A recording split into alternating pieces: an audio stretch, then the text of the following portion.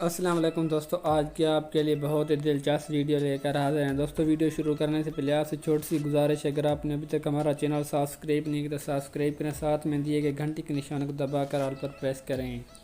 वो कौन सी फैक्ट्री है जिसमें 32 मजदूर और एक औरत काम करती है?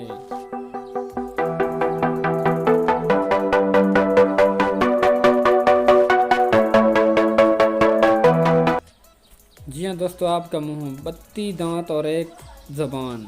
वो कौन सा परिंदा है जो अपने कानों से देखता है?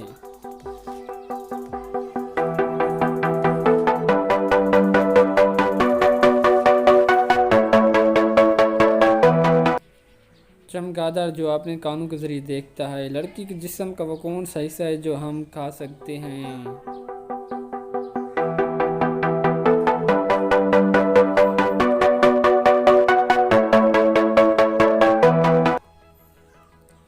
Lady finger. दोस्तों आज की वीडियो अगर आपको पसंद आई हो तो चैनल को सब्सक्राइब कीजिए।